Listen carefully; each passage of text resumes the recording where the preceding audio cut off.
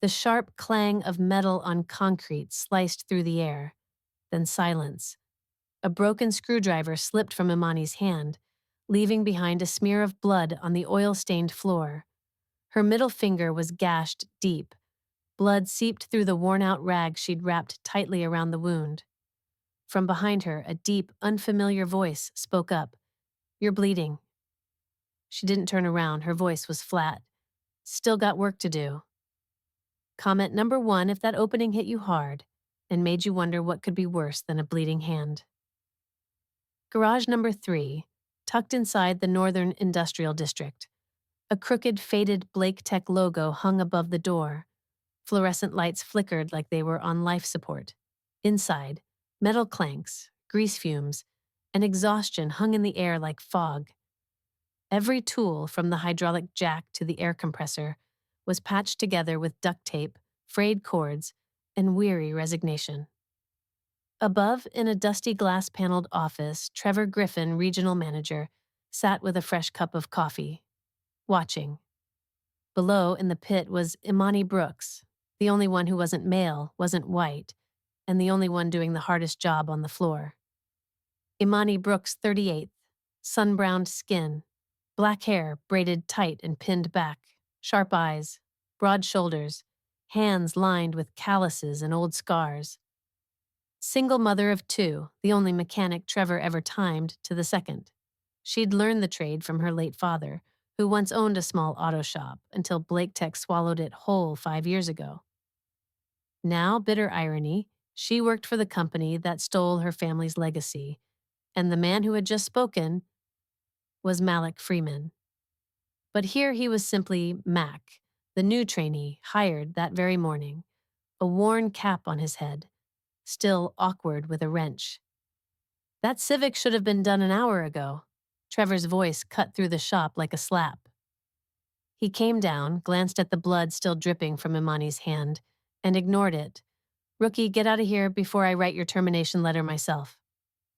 Malik nodded silently, walking away, but his eyes never left the broken screwdriver, or Imani's clenched jaw biting back the pain. He stepped into the storage room, not to fetch parts, but to find out just how rotten this place really was. And in that silence, something began to burn quietly. Anger. Cold, clean, and steady. In a dusty corner of the supply room, Malik found a rusted metal cabinet. Inside, dozens of accident reports, most blaming user error or personal negligence. Imani's name came up again and again. Deep cuts, chemical burns, crushed fingers. Every single one blamed the worker. Not one mentioned broken tools, leaking lifts, or outdated equipment. Another document, signed by Trevor, sent to company HQ. Maintenance costs optimized by deferring replacements, no impact on operations. Signed off by Finance Department, stamped with the Blake Tech logo. Malik stood there, frozen. Imani's blood wasn't an accident. It was the cost of someone's strategy. Malik walked back into the shop. Imani was straining to dislodge an engine block that clearly needed the lift. She tightened her safety harness, grabbed an ill-fitting wrench, and twisted each bolt barehanded. Malik hesitated. "Why don't you stop? Go to the hospital? That cut needs at least 5 stitches." Imani let out a short laugh. "And lose my job? Tuition's still short this month. I've got 2 kids. Trevor'll have my replacement in before I even get home." She looked him in the eye. "And you? Still here? You even know what you're doing?" Malik nodded, voice low. "I learned fast," she snorted. "Then start by lifting this." In that moment, Malik Freeman, CEO of an empire, picked up a 50-pound block of steel, something he'd never touched in his life. Not to help, but because, for the first time, he felt shame. Imani didn't care who Malik really was. She didn't need a savior. She needed someone who wouldn't get in her way. They worked side by side all afternoon. No words. Just the screech of bolts, the clang of metal, and the smell of blood that still hadn't stopped. Trevor never came back down. But upstairs, the cameras kept rolling. Malik looked into the lens and realized This system recorded everything, except the one thing that mattered: who was bleeding to keep it running. When the shift ended, he glanced over at Imani. Still hadn't changed the bandage. Still hadn't taken a break. That night, Malik didn't return to HQ. He sat in his car across from the garage, the dim yellow lights from a diner flickering nearby. On the passenger seat lay the folder he'd taken from the storage room. He made a call. On the other end, Kendra Liu. Kendra, I want a list of every incident report from all 8 garages last 3 years, and find out who signed off the maintenance budgets. Kendra didn't ask questions. She only replied, I've been waiting for this call. Malik looked back at the garage. They didn't see her, but I did.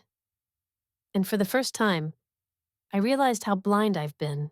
Malik stood in the middle of the old supply room, the smell of mildew mixing with grease and steel. In his hands, a weathered file folder, its pages yellowed, one corner stained with dried blood. User negligence? Operational error. Procedure not followed. Every report said the same thing. Every single one had one thing in common: the name Imani Brooks. He muttered, You ever wonder how many accidents never got reported? Comment number 1 if you believe there's something worse than getting hurt, when it gets covered up on purpose. From the supply room back to the makeshift employee office, Malik quietly opened his personal laptop. On the screen, Blake Tech's internal accident tracking software, but none of the records matched what he held in his hands. The official logs listed only 2 minor incidents over the past 3 months. In his folder, over 30. He fired off a short email. Kendra, send me every internal report from the last 3 years, unedited. Not even 2 minutes later, she replied, I already have them. There's something you need to see now. Kendra Liu, Senior Legal Director, the one person on the board no one truly understood. Daughter of a Chinese immigrant engineer who Malik's father once helped when he arrived in America. She had sworn to protect Mr. Blake's values, even as the system rotted around them. She didn't show up at PR meetings, didn't speak at press events, but every sensitive document crossed her desk before being sanitized. And this time, she wasn't just an ally, she was the key. Malik called her on video. Kendra appeared on screen, sharp-eyed, no pleasantries. You ready for this? It's going to cost you sleep. Kendra shared her screen. A file popped up. Cost Optimization Plan, Garage Division. Author Trevor Griffin. Strategy, delay maintenance, reuse old equipment, cut safety budgets, prioritize garages with low legal exposure. Malik clenched his jaw. On the last page, approval signatures, finance department, regional directors, and Malik's own digital signature, one he never signed. Kendra said quietly, Your people did it for you. Cost-cutting had officially become a corporate excuse for spilled blood, broken bones, and forgotten lives. Malik didn't yell, didn't curse. He just said, We'll deal with it, but not yet. Kendra sent another file. Here's a video I pulled from a private meeting between Trevor and another manager. Malik hit play. Trevor. I hired her so HR would shut up about diversity. Yeah, she can fix cars, but if she ever complains about safety, she's out. CEO never shows up anyway. Malik froze the screen, didn't blink. Kendra stared at him through the screen. Want me to act? Not yet. Why? Because the mayor's bringing his car in tomorrow, and I want to see him fall the moment he feels most invincible. Next morning, the garage lit up earlier than usual. Trevor wore a crisp white shirt, shoes polished like glass. The mayor pulled in, brand new Mercedes S-Class. Trevor bowed low, grinning. Rest assured, sir, only our best tools, our best team. Behind the scene, Malik wiped down a tool set with Imani. She leaned closer. Why so tidy all of a sudden? Malik replied calmly.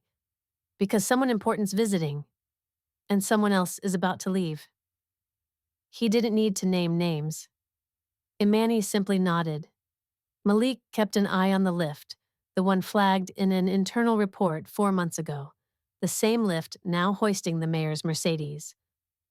Just as he feared, fluid leak. He whispered to Imani, but before she could warn anyone, Trevor had already dragged the mayor over. You should see how well we treat VIPs. Then, crack, Imani shouted, Move! She shoved a junior mechanic out of the way. The car slammed to the floor, missing the mayor's foot by inches. Dead silence. Trevor, stunned, then turned sharply. You're fired, effective immediately. Malik didn't flinch. He walked up to Imani, gently rested a hand on her shoulder. No one's getting fired today. Trevor growled, Who the hell are you to say that? Malik took off his cap, stepped forward into the center of the garage. Malik Freeman, CEO of Blake Tech, and I just watched you nearly kill a client because of your arrogance and greed. Trevor froze. From the corner of the room, Kendra stepped out, tablet in hand. She pressed play. On screen, Trevor's own voice, mocking diversity hires, ridiculing Imani, bragging about slashing budgets no matter the risk. Silence fell. The only sound was Trevor's heavy breathing. Malik met his eyes. There'll come a day when you won't have the power to fire anyone. Starting today. Trevor Griffin pointed at the mayor's S-Class Mercedes and snarled, That car is worth more than your life. He said it out loud, in front of the entire garage, in front of a VIP. But Imani Brooks didn't blink. Her hand still wrapped in gauze, the cut underneath not even dry. No one dared to speak. No one dared to move. But someone had already hit record the second those words were spoken. Comment number 1 if you've ever seen someone's life dismissed just because they weren't an important customer. Tension choked the air in Garage 3. The Mercedes was being lifted by the same jack that had been flagged months ago for leaking fluid, yet Trevor had ordered its use anyway. Everyone around knew the risk, but no one defied him. Not with the mayor right there, smiling, shaking hands. Upstairs, the security cameras were rolling, but from a limited angle. Malik Freeman stood in the shadows, phone in his pocket, already recording, and in the far corner, Kendra Liu sat disguised as a waiting customer, an iPad in hand, loaded with evidence. Sophia Kaminsky, special auditor, nicknamed the fraud scanner. Tall, blonde, dressed like any other tech worker, yet her MIT transcript had cost 3 regional managers their jobs. Kendra had brought her in that very morning. She didn't check in with Trevor because she didn't report to him. She was across the street in a cafe, laptop open, running forensic software. She was analyzing timestamps, dates, and doctored financial documents. Malik had given the order. I want a full report within 24 hours, and I want a counterstrike plan. Sophia had only nodded. No questions, no hesitation. Imani, you're handling the mayor's car, no mistakes. That's an order. Trevor barked his command like a declaration. Imani glanced at the lift. Same jack, same oil streak spreading across the floor. I've filed 3 requests to replace that jack. Are you trying to get fired again? She stayed silent. Trevor turned to the mayor, all smiles. She's one of our best, always reliable. Imani stepped toward the car, pulled on a pair of torn gloves, and checked the rig one last time. Inside, alarm bells rang, but Trevor's voice drowned them all out. Imani heard it, a faint hiss from the hydraulic joint, the kind of sound only seasoned mechanics recognize. Trevor, I think the equipment's unstable. You don't need anything. Just do your job. She stepped back instinctively. At that moment, the mayor leaned in beside the car, peering under the hood. Imani's voice snapped. Step back. The jack might fail. Trevor shouted, What the hell are you doing? She shoved a young mechanic away from the tire. Crash. Metal exploded into the air. The jack snapped.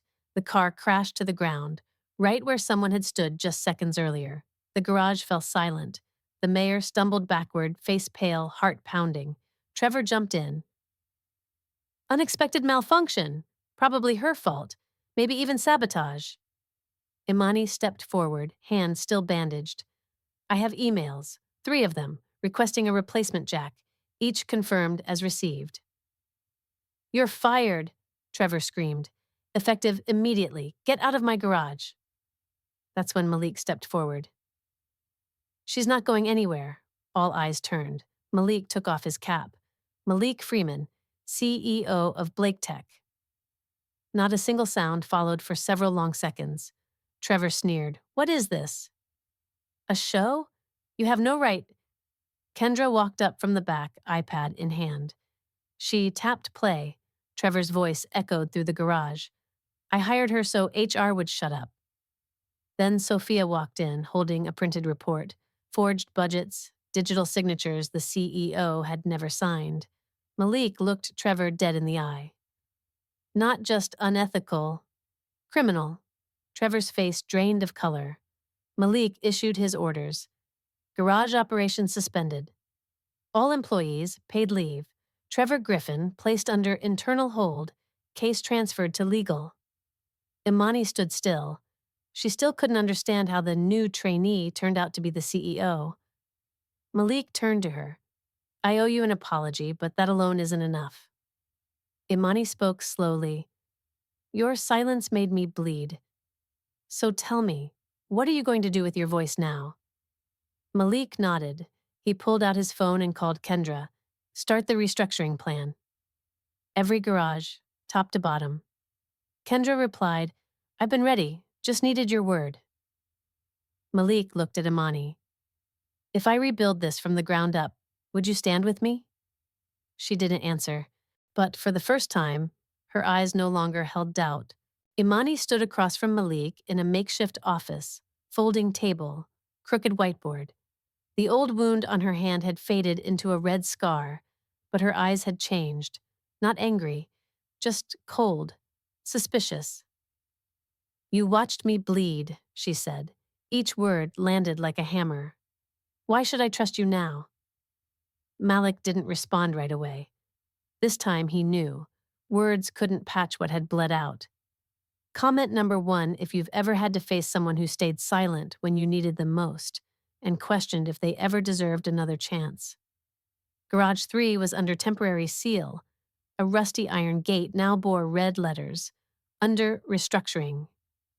Inside, Malik, Kendra, and Imani reviewed blueprints, auditing every piece of failing equipment. The replacement list ran 3 full pages. Kendra murmured, This will blow past the quarterly budget. Malik replied, If we leave it as it is, the cost is people. Imani said nothing. She just stared at the numbers. Not because of the money, but because she knew every line represented a part of someone's body that had been torn because no one cared enough to fix it. While the rebuild was just beginning, back at Blake Tech HQ, Elijah Monroe, vice chairman of the board, watched every move. White, salt and pepper hair, a kind look with a cold undertone. He was the balancing weight of the conservative faction, the same man who had opposed diversity programs, the same man who slashed every non-revenue budget line. Now he watched Malik spend company money to rebuild compassion. Elijah picked up the phone, called another board member. We need a special meeting. The CEO is going off track.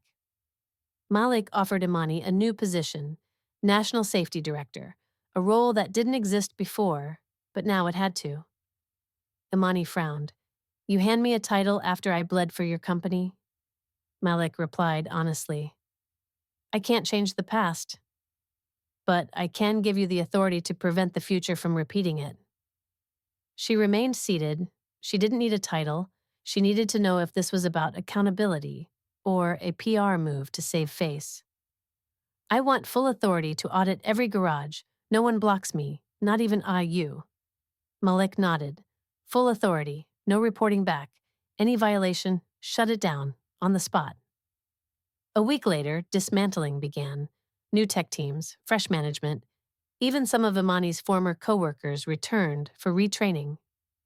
She demanded blind spot cameras, emergency exits, and a total replacement of every outdated tool. We're not just fixing machines, we're fixing how people are treated in this system. Malik stood behind her, didn't interrupt. For the first time, he was learning to step back and let someone else lead. Kendra approached with a file. Elijah's called for an audit. Board meeting is incoming. Malik nodded. Then let it come. But first, let her finish what she started. Before signing the official appointment, Imani placed her final demand. I want authority to suspend anyone, regional managers, even vice chairs, if they violate safety standards. Malik paused for a few seconds. Kendra was the first to nod. I can codify that into internal policy. Malik signed the document. Time for the ones who were hurt to set the rules. Imani didn't thank him. She simply said, if you're doing this to escape guilt, I'll find out. If you're doing it to change things for real, then I'll stand behind you. The next morning, the old sign was taken down. A new one went up. Freedom Torque Center. The first garage in Blake Tech history run by a black woman. Imani stepped into the courtyard, watching the first group of trainees, holding engine schematics, laughing, learning. It was the first time they'd seen someone who looked like them, not just inspiring, but leading. From a distance, Malik observed. He didn't step in. Kendra joined him. You know Elijah's gathering votes against you, right? Malik nodded. Let's see how they react when they find out. This center's only been open 3 days, and it's already outpacing targets by 22%. That night at HQ, Elijah Monroe sat alone in his high-rise office, watching the live stream from Freedom Torque's launch. Next to him, a draft proposal. Motion to remove CEO due to reckless spending. Meanwhile, at the center, Imani checked every compressed airline, every emergency route. She had no idea a boardroom battle was about to begin, but she knew this much. She was ready, and this time, she wasn't walking into the fight empty-handed, but with power, signatures, and the trust of hundreds who finally had a reason to believe. In the largest conference room of Blake Tech Tower, white LED lights glared down on the long glass table where board members sat stiff-backed, like judges in session. Imani Brooks didn't wear her mechanic's uniform today. She wore a minimalist charcoal gray suit. No slides, no spreadsheets. She simply stood, rolled up her sleeve, and revealed a long scar on her forearm. This scar? She asked, scanning the room. It's profit margin made flesh. No one said a word. Comment number 1, if you've ever believed a scar is more than memory. It's living proof against a broken system. 1 week after the Freedom Torque Center opened, it had already exceeded production goals by 22%, with customer satisfaction scoring a perfect 10. But the board wasn't celebrating. They were nervous.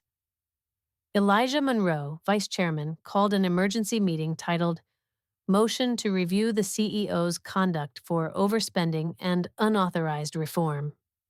Malik entered the room, not afraid, but not alone. At his side, Kendra Liu, arms full of sealed folders, and to everyone's surprise, Imani Brooks, sitting at the far end of the table.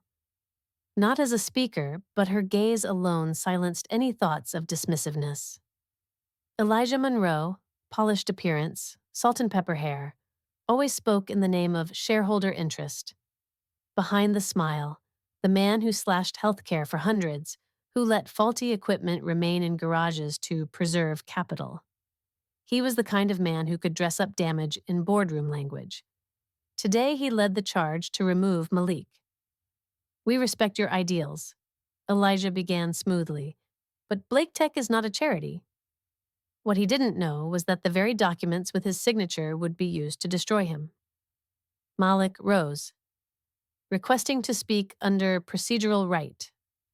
Elijah nodded. 15 minutes, no extensions. Malik signaled Kendra. She passed sealed envelopes to every board member. Don't open them yet, he said. Let me tell you a story. First slide, a photo of Malik's father, Mr. Freeman, standing outside his small garage in 1982, tools in hand. My father didn't build Blake Tech on capital. He built it on principle. No one should bleed to make someone else rich. Some members shrugged. Elijah smirked. Where's the profit in that? Malik clicked again. Next slide. Broken jack, blood on concrete, accident reports. Here's the profit in bone, in blood. Malik gave the signal. Now open your envelopes. Inside each, Internal emails from Elijah instructing maintenance budgets must remain minimal. Audio of Elijah stating, "Don't let the diversity hires get bold. Just do the bare minimum." A full report from Sophia Kaminsky, falsified expenses, altered safety reports, data rigged to avoid federal audits. The room fell still. Elijah turned pale but still protested.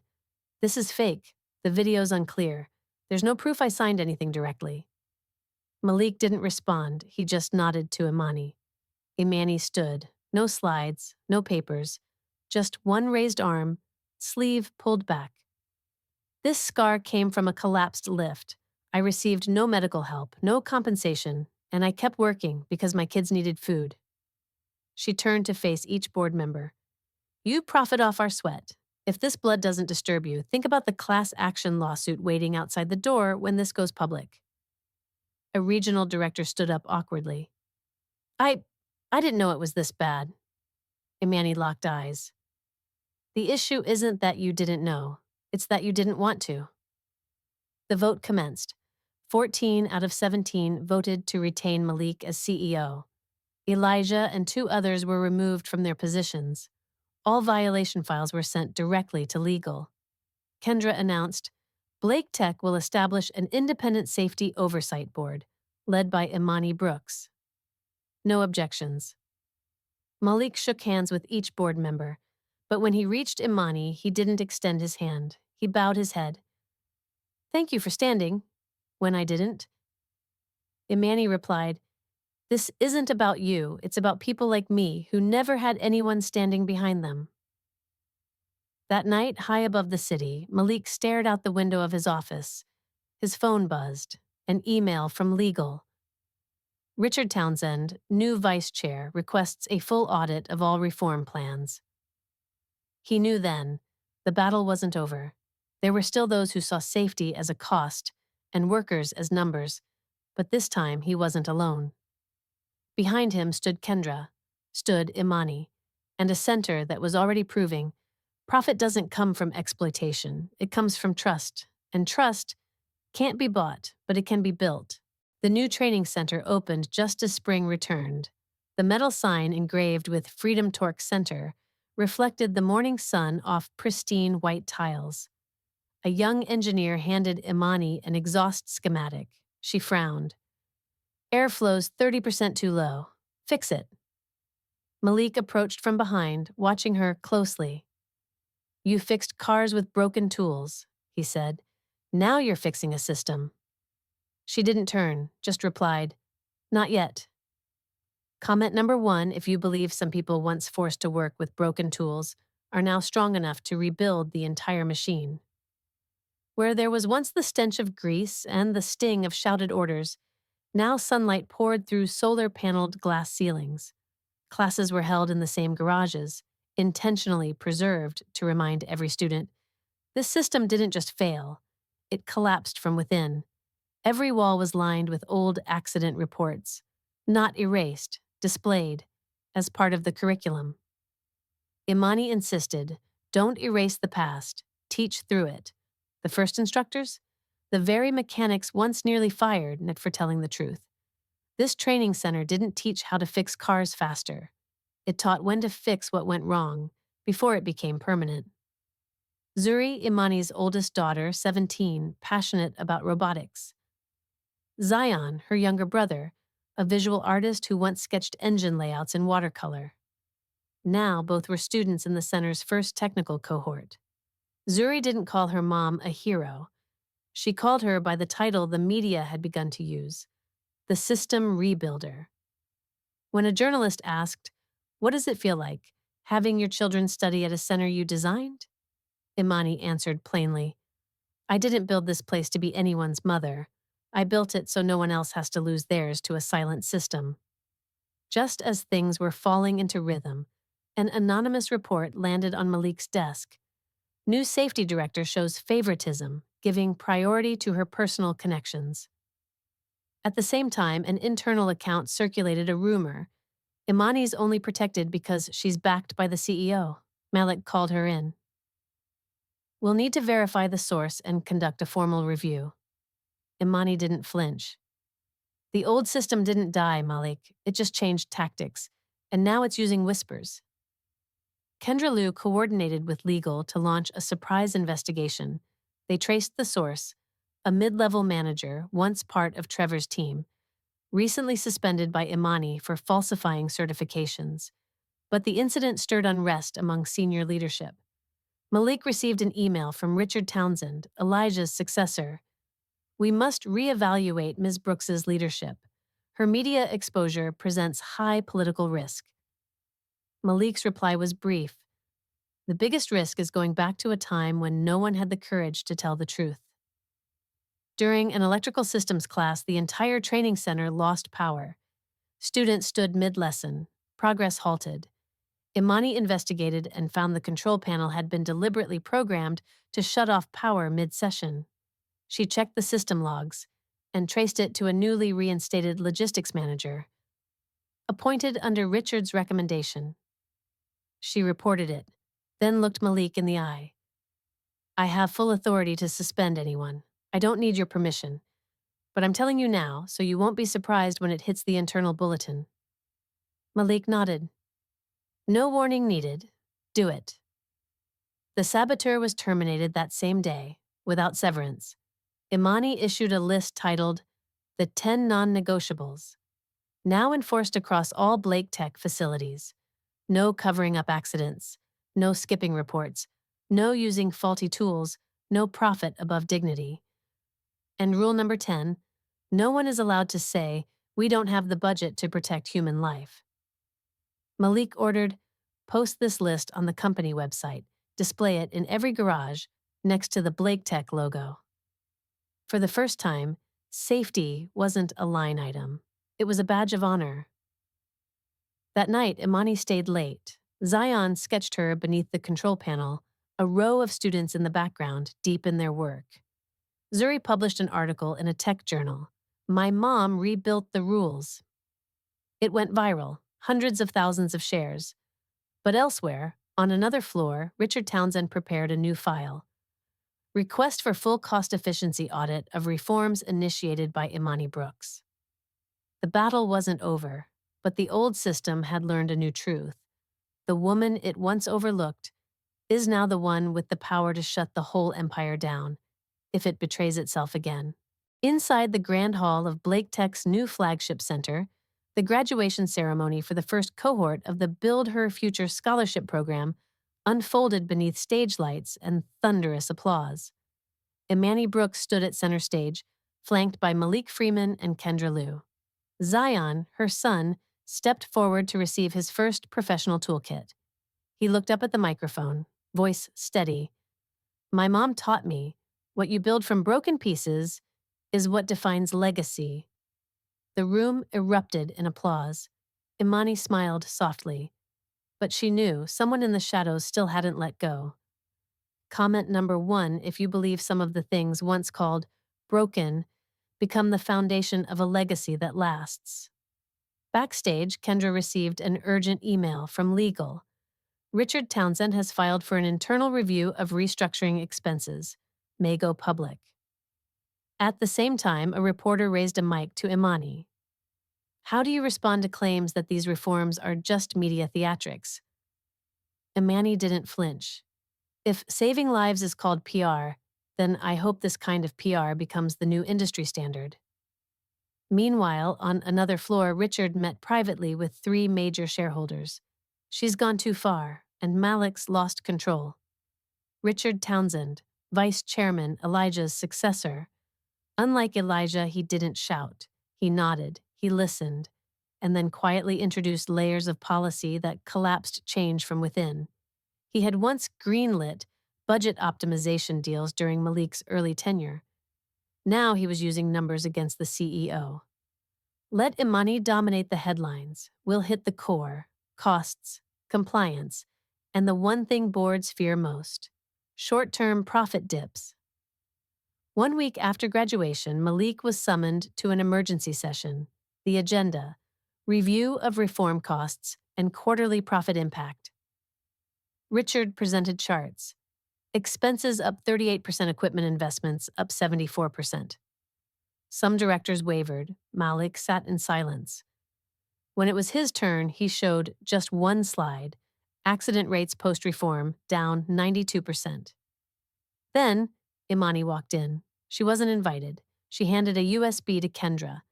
Inside, before and after footage of repair centers, employee interviews, internal memos, and a video of a parent in tears. It's the first time I've seen my child intern somewhere safe. A regional director spoke up. But can we realistically maintain this model across the system? Imani answered, "You're asking the wrong question. It's not, can we afford it? It's, can we afford another life lost?" She raised her left hand, the same scar still visible now inked with a single phrase beneath it. Never again. No drama, just a living reminder. Someone nearly died because of a spreadsheet. Kendra flipped to the next slide. Garage number 3, once the most dangerous location, now led the company in early order completion. This quarter's revenue? Up 12% year over year. Malik smiled. Turns out, trust doesn't bankrupt a company. It grows it. One board member whispered, "We should scale this model." Richard's tone sharpened. "We don't run businesses on emotion."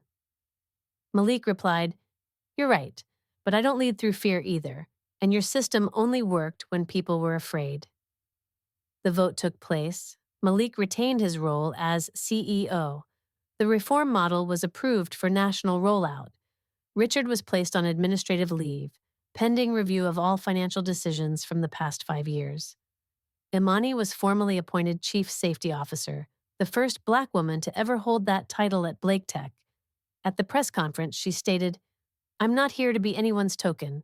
I'm here so those who follow me won't have to be exceptions anymore." 3 months later, Malik and Imani stood in Blake Tech's lobby. At the center wall hung a newly commissioned oil painting. Mr. Freeman, Malik's father, beside the caption, "He built the tools." She rewrote the system. Zuri and Zion were selected as speakers at the National Engineering Summit. The Build Her Future program received government endorsement as a national model. Meanwhile, in a rundown apartment, Peter Griffin, now bankrupt, watched the news. 3 criminal charges awaited trial. Malik turned to Imani. "You fixed the system." Imani replied, calm, "No. I've only just started." Imani Brooks was no superhero, no cape, no powers, just one scar.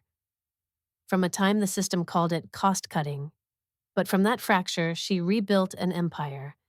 And that truth now belongs to all who were overlooked.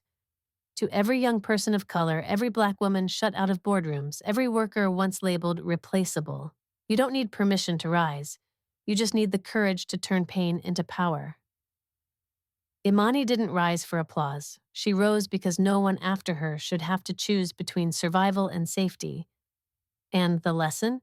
It's not just for those left behind, it's for those already ahead. If you're a leader, diversity isn't a quota, it's a commitment to dignity. If you've stayed silent in the face of injustice, remember, sometimes a single glance at the right moment can change someone's life. The system won't fix itself. It gets rebuilt by people like Imani, and maybe by people like you.